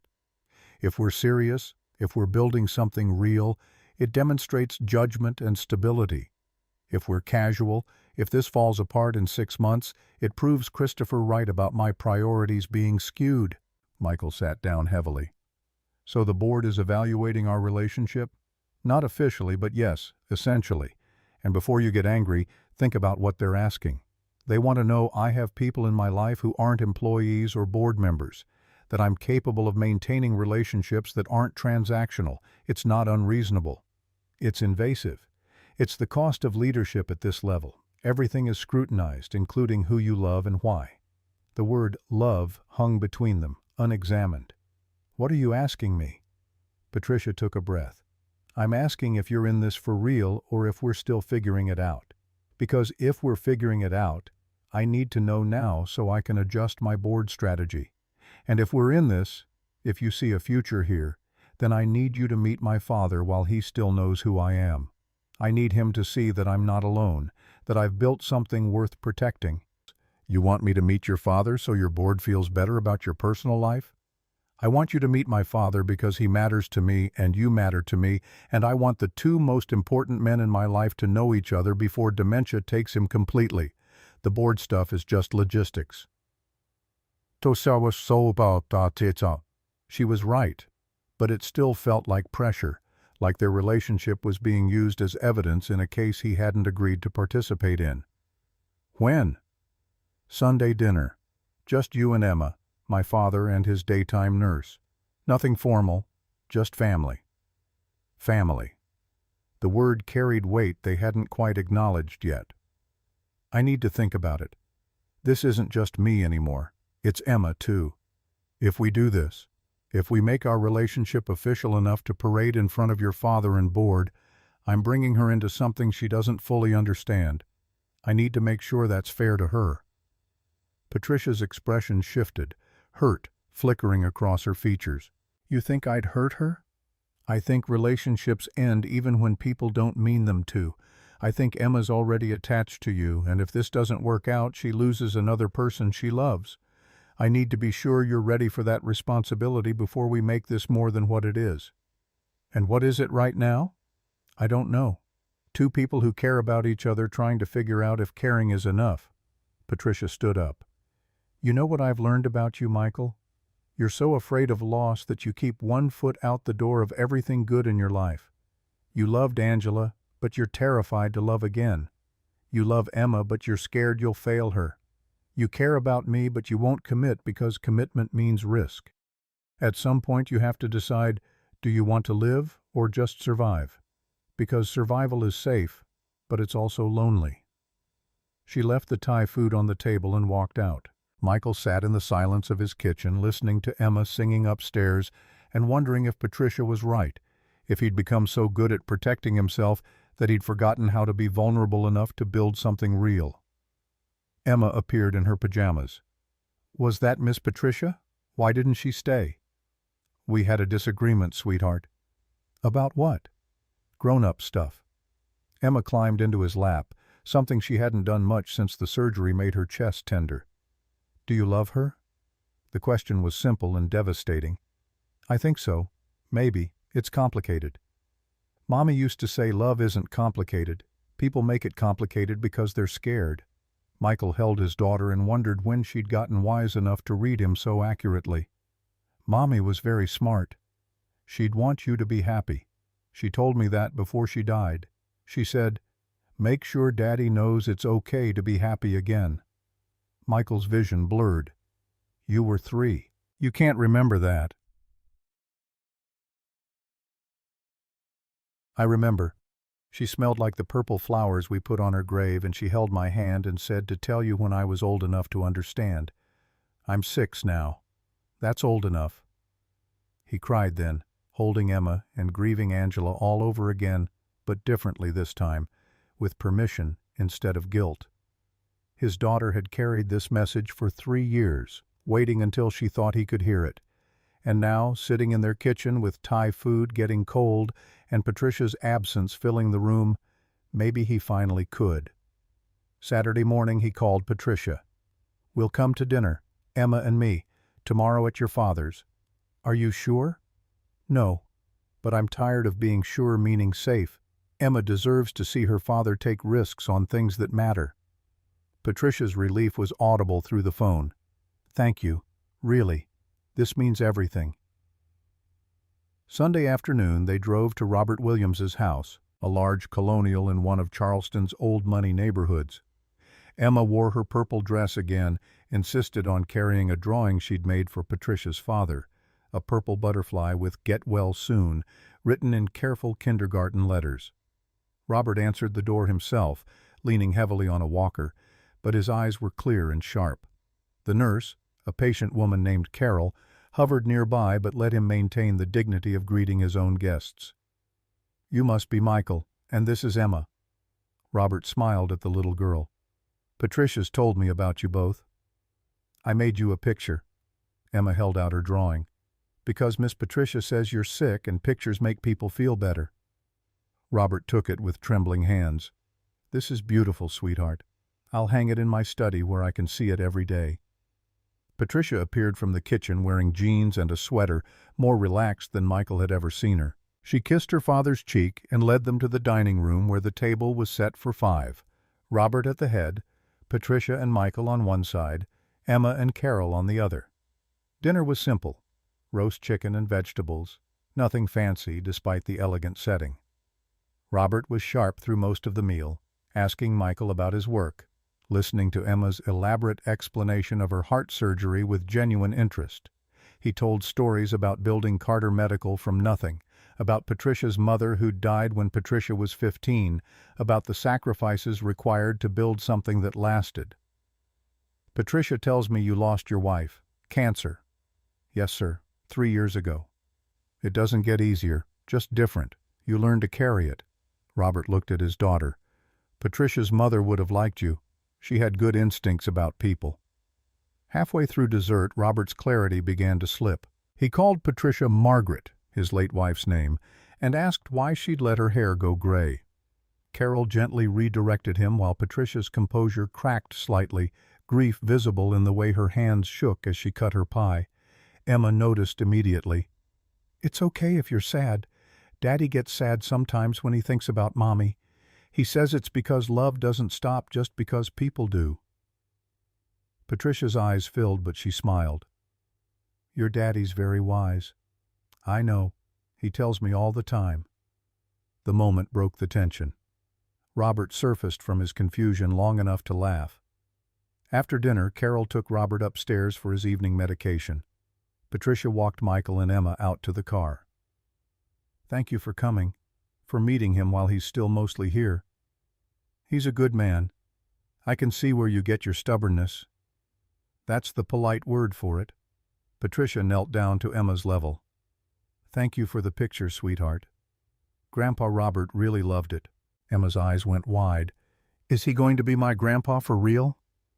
Patricia glanced at Michael, uncertain how to answer. He nodded slightly, permission to be honest. "Would you like that?" "I never had a grandpa before. Mommy's daddy died before I was born and Daddy's daddy lives far away. It would be nice to have one." "Then yes, if you want, he can be your grandpa." Emma hugged Patricia fiercely, and Michael watched his daughter claim this woman as family, with the easy certainty of children who hadn't learned yet that love came with conditions. Driving home, Emma fell asleep in the back seat. Michael's phone buzzed. Patricia texting, "My father asked if we're getting married. I told him we're taking it slow. He said life's too short for slow. He might be right." Michael typed back, "Maybe, but we've got time to figure it out." Patricia's response came immediately. "Do we? My father has 6 months. Emma's 6 years old. You're 38. I'm 40. How much time are we spending being careful that we could be spending being happy?" He didn't have an answer to that. Monday morning, Roger called with news Michael had stopped expecting. Morrison and Associates had won the Carter medical contract. The board had completed their ethics review, found no evidence of impropriety, and selected Morrison's proposal based on design quality and cost efficiency. $3.2 million, 18-month timeline, the biggest project the firm had ever landed. "You can come off leave effective immediately. And Michael, I'm sorry. I should have trusted you instead of protecting the firm's reputation. You've always operated with integrity. That shouldn't have changed just because things looked bad. I understand why you did it. Sometimes perception matters as much as reality. Maybe, but I'm learning the difference between protecting something and having faith in it. Welcome back." Michael called Patricia immediately. "We got it. Morrison won the contract." Her joy was unrestrained. "On merit. They chose you on merit. Christopher must be losing his mind. Do I want to know how the board vote went? Probably not. But for what it's worth, Sharon Blake said your firm's proposal was superior by a significant margin. You didn't win because of me. You won despite the scandal. That matters." It did matter. More than Michael had realized it would. For the first time since this whole mess started, he felt like maybe he'd made the right choices. Refusing Patricia's money, refusing to let her fight his battles, insisting on winning through work instead of connections. Principle had felt like self-sabotage in the moment, but turned out to be the only path that led somewhere solid. Thanksgiving came with an invitation from Patricia to join her and Robert for dinner at the Williams house. Michael accepted, brought Emma and a sweet potato pie he'd made from Angela's recipe. Gary and Brenda had invited them to church dinner, but Michael wanted Emma to have this, a different kind of family, chosen instead of inherited, built from shared loss and hard-won trust. Robert had a good day, mostly lucid through the meal, though he occasionally slipped and called Emma by Patricia's childhood name.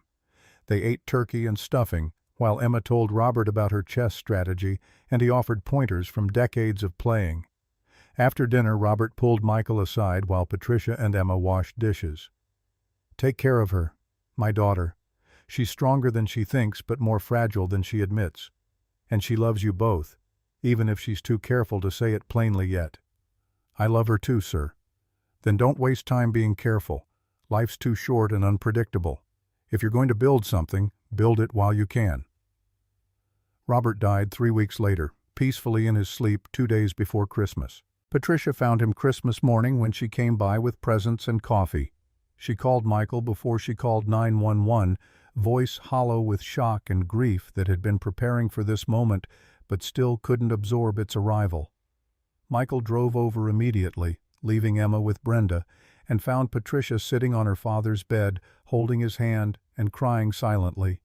He sat beside her and let her lean into him while Carol called the funeral home and made the necessary arrangements that death required. "I knew it was coming. The doctor said weeks, maybe a month, but I thought we'd have Christmas. I thought I'd get one more good day. I'm sorry. He asked me last week if I was happy. I told him I was getting there. He said that was good enough, that happiness was a direction, not a destination. I think those might have been the last really coherent words he said to me." The funeral was 2 days after Christmas, well attended by Charleston's business community and medical establishment. Patricia gave the eulogy, speaking about her father's legacy with the same competence she brought to everything, but Michael could see the grief underneath, the little girl losing the parent who'd defined her entire life, even when they'd fought about how she should live it. Emma attended despite being young for funerals, wearing the purple dress and holding Patricia's hand through the service. Afterward, at the reception, she asked Patricia if Grandpa Robert was with Mommy now in heaven. "I think so, sweetheart. I think they're both watching over us. Then they can meet. Mommy can tell him about the butterflies, and he can tell her about chess. They'll be friends." Patricia broke down then, properly, and Emma hugged her while dozens of Charleston's elite watched a 6-year-old comfort a grieving CEO with more grace than most adults could manage. The reading of the will happened in January. Robert had left Patricia controlling interest in Carter Medical plus a substantial trust. But he'd also left a letter, handwritten while he could still manage it, that the lawyer read aloud with Patricia and Michael present. "My dearest Patricia, if you're reading this, I'm gone, and you're finally free to run the company without my ghost looking over your shoulder. I have one request. Don't run it the way I did. Don't sacrifice everything else for business. Don't miss the life that happens while you're building a legacy. I loved your mother, and I loved you, but I loved the company too much, and it cost me both of you in different ways. Build something better. Build something that leaves room for love and family and all the messy, beautiful things I was too afraid to prioritize. The man you brought to dinner, Michael, he's good for you. I could see it in how you looked at him, like he made you remember there's more to life than board meetings and profit margins. Don't let him go because it's complicated or scary or doesn't fit the plan. Plans change. Love is what remains when everything else falls apart. Your mother taught me that too late. Don't make my mistake." Patricia cried reading it, and Michael held her in the lawyer's office while she grieved not just her father's death but all the years they'd fought instead of connecting, all the times Robert's expectations had crushed her autonomy, and also the ways he'd loved her even when he'd failed at showing it. February brought the formal board meeting where Patricia was confirmed as permanent CEO without opposition. Sharon Blake nominated her, Thomas Scott seconded, the vote was unanimous. Christopher was long gone, taken a CFO position at a competitor where his ambition wouldn't be constrained by ethics or loyalty. The manufacturing facility broke ground in March with Michael overseeing the architectural execution. He and Patricia established careful boundaries between professional and personal, never discussed the project at dinner or their relationship at site meetings, maintained the separation that let both parts of their lives flourish independently. Spring arrived with Emma's 7th birthday, and the news that her heart had healed perfectly, no restrictions anymore, no medication, just yearly checkups to make sure everything stayed stable. Dr. Martinez pronounced her completely healthy, and Emma celebrated by running full speed across the hospital parking lot, arms spread like wings, finally free of limitations that had defined her since birth. "I can do anything now, right, Daddy? I can run and climb and play kickball?" "Anything you want, baby girl. Your heart is perfect." "Just like Mommy's was perfect?" The question caught him off guard. "Yeah, just like that." That evening, Emma asked Patricia to read her bedtime story, a routine that had become standard whenever Patricia came over. Michael listened from the hallway while Patricia did voices for the characters, and Emma giggled at all the right parts. When she finished, Emma's voice came quiet and serious. "Miss Patricia, are you going to marry my daddy?" Patricia's pause was long enough that Michael almost interrupted. Then, "Would you want me to?" "I think so. You make him smile the way Mommy used to, and you don't leave even when things are hard. Daddy says that's what love means, showing up even when it's hard. Your daddy's very wise." "I know. So are you going to marry him?" "That's something your daddy and I need to figure out together. But Emma, whatever happens between us, I'm not going anywhere. You're stuck with me now. Promise?" "Promise." Michael went downstairs and poured himself a whiskey, thinking about promises and commitment and what it meant to build a life with someone when you'd already lost the first life you'd built. Patricia found him on the back porch 20 minutes later. "How much did you hear?" "Enough." She sat beside him. "I meant what I said. I'm not leaving, regardless of what you and I decide about us. Emma's family now. That doesn't change. She asked me last week if you were going to be her new mom. I told her you could never replace Angela, but you could be something different, something just as important. What did she say?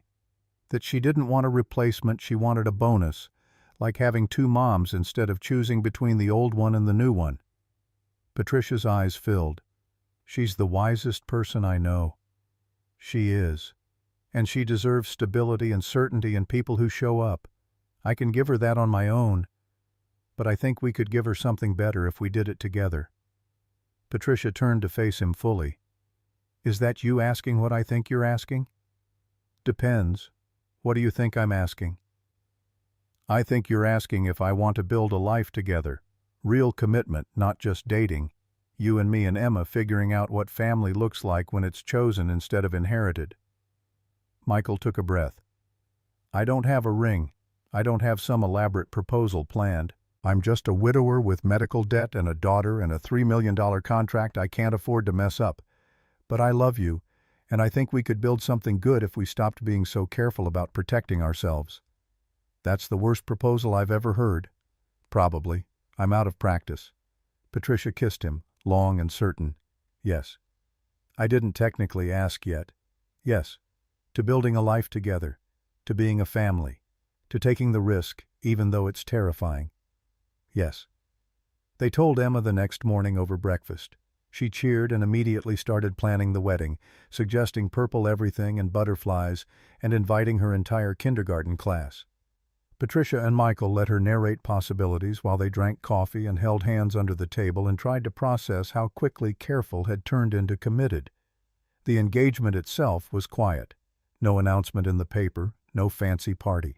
Just Patricia moving some of her things into Michael's house, her toothbrush appearing in the bathroom, her chess set taking up permanent residence on the kitchen table. Emma called her bonus mom Patricia to distinguish from Mommy Angela, a naming convention that honored both women without forcing either to be replaced. They planned the wedding for early summer, small ceremony in Gary's church with Kenneth Walker officiating. Patricia insisted on inviting the board, Sharon Blake and Thomas Scott and the others who'd stood by her through Christopher's attempted coup. Michael invited Morrison and associate staff and the church congregation who'd carried him through Emma's surgery. Emma insisted on inviting Mrs. Patterson and her entire class because weddings should have children who could appreciate the cake. 2 weeks before the wedding, Patricia came home from work looking shell-shocked. Johns Hopkins called. They're offering the fellowship again. 2 years, starting in August. The board thinks I should take it now that my father's gone, establish credentials independent of the family legacy. Michael's stomach dropped. What did you tell them? That I'd think about it. But Michael, Baltimore, 2 years. That's not what we just agreed to build. Do you want it? The fellowship? Patricia sat down heavily. Part of me does. The part that's been trying to prove myself my entire life, that wants credentials nobody can question. But the bigger part knows I'd be miserable spending 2 years away from Emma and you, doing work I don't actually want to do, just to satisfy people who will never be satisfied anyway. So turn it down. The board will see it as choosing relationship over career again, proving Christopher right about my priorities. Then prove him right. Choose the life you want instead of the life they expect. That's not weakness, that's wisdom. Patricia looked at him for a long moment. My father spent 40 years building Carter Medical and died alone because he chose the company over everything else. I don't want that. I want this. Messy family dinners and Emma's kindergarten plays and fighting about whose turn it is to do dishes. I want a life, not just a legacy. Then take it. Tell Hopkins no. Tell the board you're staying because you choose to, not because you have to. She called Hopkins the next morning and declined. The board was less pleased, but Patricia stood firm. She was staying in Charleston, running Carter Medical on her terms, building a life that included professional success and personal fulfillment instead of sacrificing one for the other. The wedding day arrived with June sunshine and Emma in a purple dress she'd picked out herself. Patricia wore simple white, elegant but not ostentatious. They stood in front of Kenneth Walker while 200 people, board members and church congregation, architects and nurses, kindergarten students and cardiac surgeons, watched them promise to build something together. Michael's vows were simple. Patricia, You knocked on my door by mistake and found exactly who you needed. You've loved Emma like she's yours. You've made me remember what it means to live instead of just survive.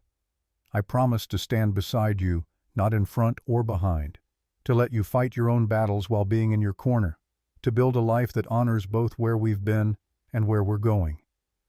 Patricia's vows were steadier. "Michael, you taught me that strength isn't about never needing anyone. It's about choosing wisely who you need. You've given me Emma, who reminds me every day that wisdom comes in small packages. You've given me permission to want more than professional success.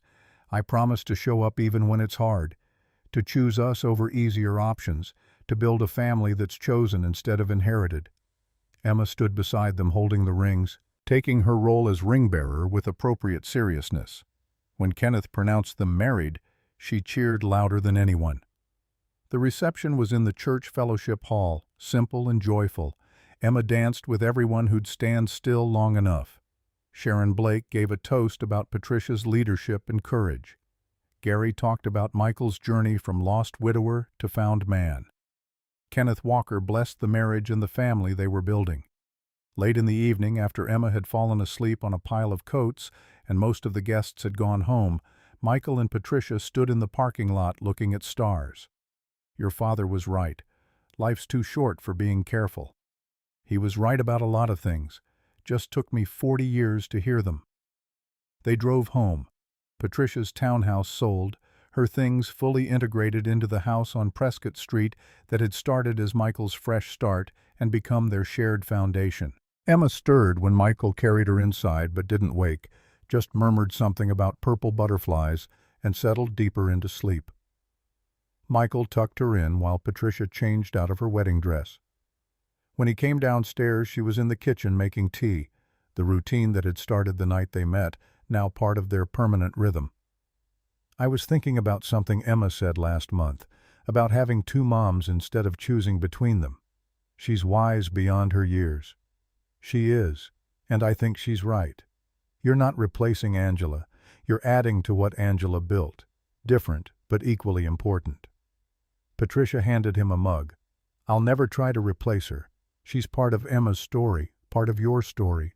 She's why you're the man I fell in love with, because you loved her enough to keep living after she died, because you became the father Emma needed even when you were falling apart. That's not something to move past. That's something to honor." They sat together in the quiet kitchen, two people who'd knocked on wrong doors and found right places, who'd built trust through crisis and commitment through choice. Outside, Charleston settled into summer night.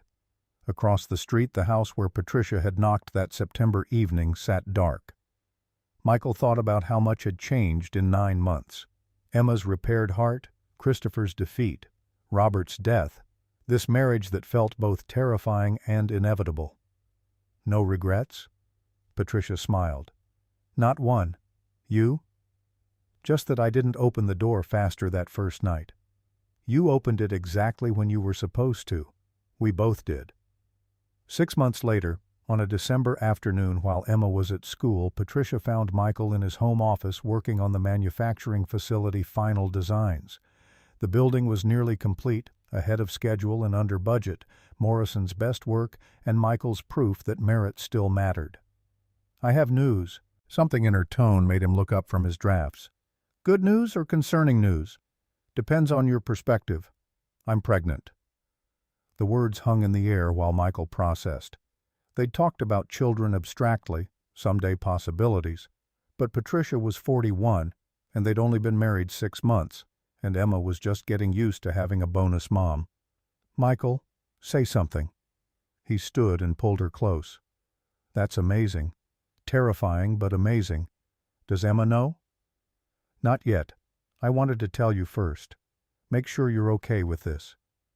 "Am I okay with having a child with the woman I love?" "Yes." "Am I scared out of my mind?" "Also yes." Patricia laughed, relief and joy mixing. "That's fair. I'm terrified too. 41 and pregnant wasn't exactly in my 5-year plan. Good thing we're better at improvising than planning." They told Emma that evening over dinner. Her reaction was immediate and enthusiastic. "I'm going to be a big sister? For real?" "For real. Can we name the baby Purple?" "That's a color, not a name, sweetheart." "But it's the best color. The baby should have the best name." They compromised eventually on Emma helping choose a name that involved purple somehow. Patricia was due in July, right around Emma's 8th birthday, perfect timing for a summer baby and a sister who was already planning elaborate games and tea parties. The pregnancy was smooth, textbook according to Dr. Sarah Chen, who'd delivered half of Charleston's babies over 30 years. Patricia worked through the first 2 trimesters, only slowing down when her doctor insisted in the third. Emma attended appointments when she could, fascinated by ultrasound images of her sibling growing. "Does the baby know about me?" "The baby can hear your voice when you talk to Mommy's belly, so yes, I think so." Emma took to reading stories to Patricia's stomach, elaborate narratives about purple butterflies and brave hearts and families that chose each other. The baby arrived on July 15th, 3 days before Emma's 8th birthday, a girl with Patricia's eyes and Michael's dark hair, and a cry that suggested she'd inherited both parents' stubbornness. They named her Sophie Grace, Sophie because Patricia's mother had been Margaret Sophia, and Grace because Emma insisted the baby needed a name about beauty and kindness. Emma met her sister in the hospital, holding Sophie with the careful reverence of someone who understood how fragile and precious new life was.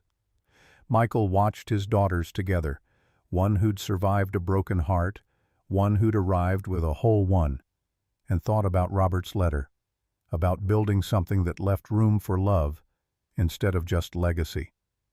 The manufacturing facility opened in August, with Sophie 3 weeks old and sleeping through the ribbon cutting in Patricia's arms. Michael had designed the building with Robert's philosophy in mind: sustainable materials, natural light, spaces that honored both efficiency and humanity. Carter Medical's board attended, Sharon Blake giving a speech about innovation and integrity, about companies built on values instead of just profit. After the ceremony, standing in the main atrium with its soaring windows and clean lines, Patricia pulled Michael aside. "My father would have loved this. The building, the way you balanced function and beauty, the fact that you delivered it ahead of schedule and under budget. Think he'd be proud?" "I think he'd be grateful.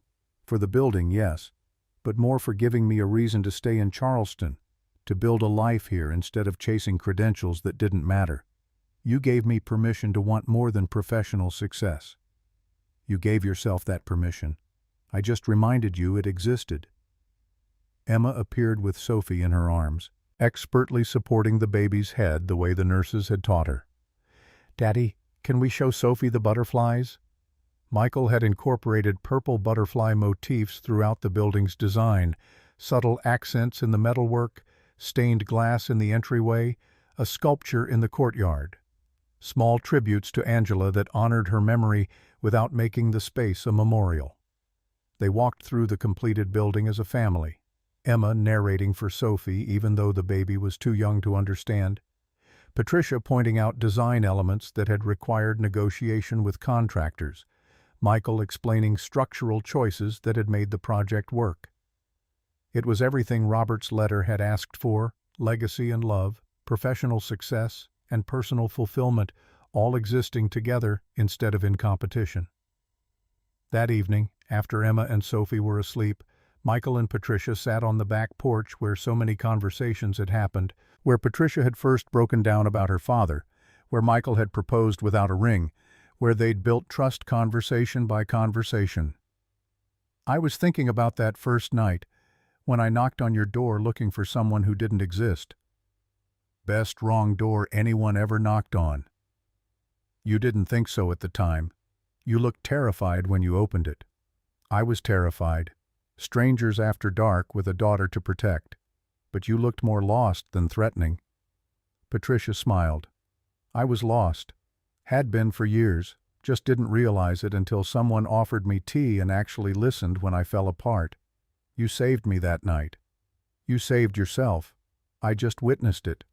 No. You gave me permission to be human instead of perfect. To fall apart and trust someone would help me stand back up. That's everything." They sat in comfortable silence, the kind built over months of learning each other's rhythms. Charleston's summer night wrapped around them, humid and alive. Inside, 2 daughters slept, one who'd survived broken hearts, one who'd arrived whole, both loved fiercely and completely. Michael thought about Angela's final words, her insistence that he find love again, her wisdom that Emma had carried for 3 years before delivering it when he could finally hear. She'd been right. Love didn't replace love. It multiplied, each person adding to what came before instead of erasing it. Do you ever wonder what Angela would think? About us, about Sophie, about the family we've built? Patricia considered the question seriously. I think she'd be grateful that Emma has people who love her, that you found someone to build a life with, that our daughter will grow up knowing her big sister had a mother brave enough to let go so others could hold on. That's generosity I'll never fully understand, but I'll spend my life being worthy of. It was the right answer, the only answer that mattered. 18 months after knocking on the wrong door, Patricia Carter had found home in a half-unpacked house with a widower and his daughter. And Michael Johnson had learned that second chances weren't about forgetting first loves, but about honoring them by continuing to live, to risk, to build families from choice instead of accident.